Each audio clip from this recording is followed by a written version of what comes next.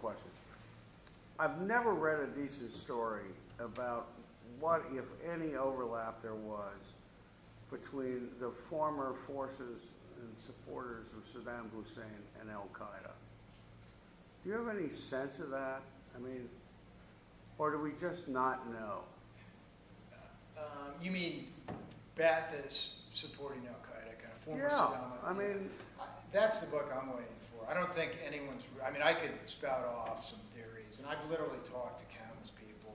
I don't think we have a good idea of who made up that insurgency. Again, you know, I've seen a billion PowerPoint presentations with, you know, Al-Qaeda at the top of the pyramid, Sunni insurgents, criminal element, but I don't know the extent to which it was organized, the extent to which how many of these, you know, former Saddam guys were involved in that organization or anything like that. I don't think anyone knows, and I hope that book is written someday, and it may be that we just don't have a really good idea who we're fighting. The other question I want to ask you, I was hoping Yvonne Dunleavy, who asked me, would ask you, which is, gee, how do you get to Iraq? I mean, tell us about being a reporter there. You just get on a Pan Am flight? I mean, there's no Pan Am anymore, but you know what? You know, in the early days,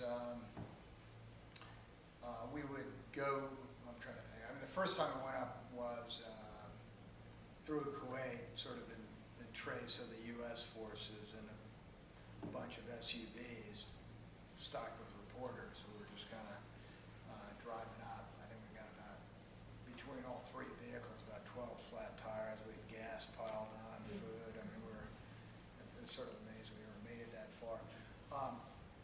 Then the other way was before the airport opened, you'd go to Amman and rent these Suburbans, and they would drive in, and you would race like hell from the Jordanian border into Baghdad. They had these huge retrofitted gas tanks because the whole road was filled with bandits and insurgents and near-deals.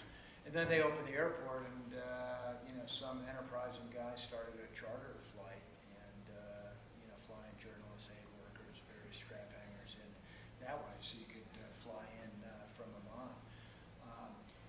Most reporters, USA Today included, stayed in a hotel that was had a bunch of journalists in it and was secured with local Iraqi guards, armed guards, allegedly trained by British security firms that we also paid for and hired. Again, in the early days, you had what the military would call a very permissive environment. You could drive around anywhere, do anything you wanted. As the kidnapping threat grew, our movement grew more and more restrictive. Almost any time we were out of the compound, we were embedded with U.S. forces at that point, flying on U.S. vehicles. There was almost no unilateral reporting, probably from sort of '05 onward. Now, of course, that's changing now, and people are getting out a lot more. But if one of our Overseas Press Club Foundation scholarship winners says, I want to spend my $2,000 and go to Iraq, what are you going to tell them? How to cover it? To do it, not do it, get it embedded? What would you tell them?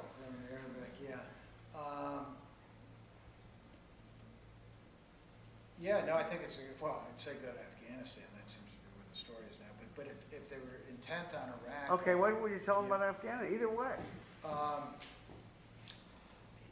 Afghanistan is difficult to get around, but I would, you know, call the military in advance and work out some arrangements to do embeds, which they'll be more than glad to do. I mean, the military's been pretty good about that. You can go, you fly to Kabul. You know, again, flights from Dubai and even from Europe now right into Kabul. Kabul's unlike Baghdad during some of the worst years, is a very permissive environment. You can get around Kabul, and they'll fly you to various embeds and come back. I think it'd be a great opportunity. Well, how do you tell, I mean, how do you know to find a fixer and how to trust one? Talk to other journalists. I mean, you know, again, it's like anything else. You certainly don't want to go there and land at the airport and look for a payphone. But, you know, call AP, call Reuters, call New York Times. I mean, I'd be glad to. I mean, we've had a great fixer in Afghanistan.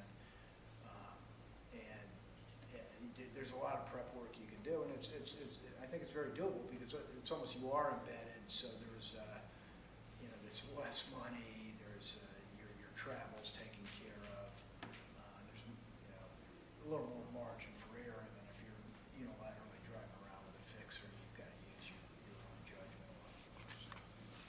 Did you ever have any sense that the military, while you were embedded, was trying to prevent you from telling any stories? Yeah. No, absolutely. I think that you know, it really depends on who you're talking to, but I do think that over time things have gotten much better. I can remember during the Gulf War in '91, there was a lot of animosity between the press and the military. The embedding process, as malign as it's been over the years, has done a lot to break down that mutual mistrust. The press is used to the military is used to the press. And I've had both. I've had, you know, commanders say, go out and do whatever you want, and they create that environment. And that's more the